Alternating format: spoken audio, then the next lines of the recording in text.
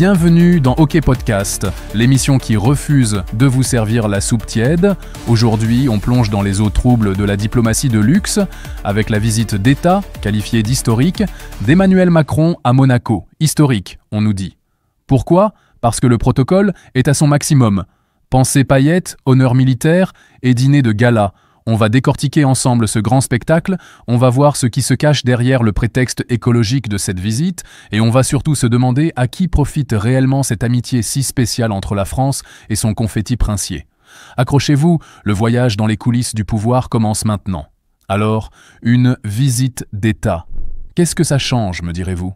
Eh bien, ça change tout. Ce n'est pas une simple visite présidentielle comme celle de Chirac, Sarkozy ou Hollande. Non, là, on monte le son. Des honneurs militaires à n'en plus finir, un dîner d'État où le champagne coule à flot et une délégation qui ressemble à une armée de ministres et de conseillers. La différence, c'est le faste. C'est le signal que ce n'est pas du business comme d'habitude. Et la tradition, la belle tradition, oblige le chef d'État visiteur à dormir sur place. Le président français et son épouse passeront donc la nuit à l'hôtel Hermitage. Rassurez-vous, ils ne seront pas à l'étroit. On imagine que le contribuable français dort bien, lui aussi, en sachant ça. Ce n'est pas la première fois qu'un président français fait le déplacement. Il y a eu Félix Faure en 1896, puis le général de Gaulle en 1960, une visite qui avait d'ailleurs jeté les bases de la grosse crise de 62 entre les deux pays. Ambiance. Puis Mitterrand en 84, qui, dans sa grande générosité, avait accordé un agrandissement des eaux territoriales monégasques. On se demande bien ce que Macron va laisser derrière lui, à part une facture de palace. Cette visite, prévue initialement en 2020 mais reportée pour cause de Covid, tombe à pic, juste avant la grande messe des Nations Unies sur l'océan à Nice. Le prétexte est tout trouvé et il est magnifique, l'environnement.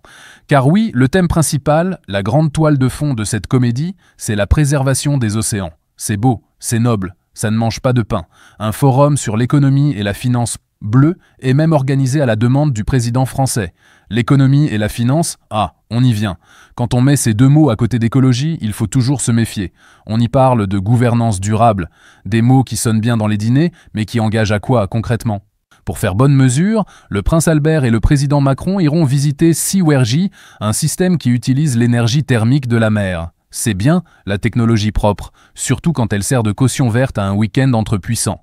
Ils iront aussi au musée océanographique, le Temple de la mer, pour rencontrer des scientifiques. Une photo avec des chercheurs, ça fait toujours sérieux. Pendant ce temps, les ministres signent une charte de la croisière durable. Une charte pour la croisière durable ? C'est une blague ? C'est comme demander à un loup de signer une charte pour devenir végétarien. On nous prend vraiment pour des imbéciles. Mais alors, si l'écologie n'est qu'un habillage, quel est le cœur du sujet ? La fameuse relation bilatérale, une vraie complicité, une vraie amitié, nous dit-on. Le général de Gaulle parlait d'une amitié dictée par la géographie, mais surtout par le cœur. Le cœur ou le portefeuille, car il ne faut pas être dupe, Monaco, c'est une communauté de destin avec la France, traduisez, une dépendance totale. Chaque jour, la population de Monaco double avec les travailleurs frontaliers français. La langue officielle est le français. Le système éducatif ? C'est le programme scolaire français. Les jeunes monégasques passent le baccalauréat français. La France nomme même le ministre d'État, le chef du gouvernement monégasque. Le nouveau Philippe Mou, un haut fonctionnaire français, prendra d'ailleurs ses fonctions en juillet. Alors, amitié ou tutelle déguisée ? On nous parle d'une relation de confiance. Mais de quelle confiance parle-t-on ? Celle qui permet à des personnalités comme Xavier Niel, actionnaire de Monaco Télécom, de faire des affaires en or, ou celle qui permet à la France de garder un contrôle bienveillant sur ce paradis fiscal si pratique ? Le ballet des personnalités est d'ailleurs fascinant. Des ministres de la transition écologique, des transports, des affaires européennes, tout ce beau monde se presse pour assister au spectacle. Des explorateurs, des hommes d'affaires, tout y est. Et bien sûr, le clou du spectacle, l'échange de cadeaux et de décorations. Le prince va décorer le président, qui va décorer le prince. C'est un festival de médailles et de courbettes. Le cadeau symbolique pour le prince Albert, on va donner son nom de famille à une montagne sous-marine dans l'océan Indien. C'est touchant. On espère que la montagne s'en remettra. Le programme est millimétré. Prise d'armes, audience privée, dîner d'État, petit déjeuner ministériel, visite du musée, déjeuner de clôture au Yacht Club de Monaco, Chaque minute est optimisée pour la communication, pour l'image. Pendant que Brigitte Macron et la princesse Charlène assistent à un événement sur la lutte contre la noyade, les hommes parlent business et gouvernance au forum.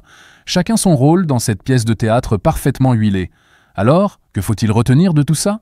Que derrière les sourires de façade et les discours sur la planète en danger, cette visite d'État est avant tout une démonstration de puissance et une réaffirmation des liens de dépendance qui unissent la France à Monaco.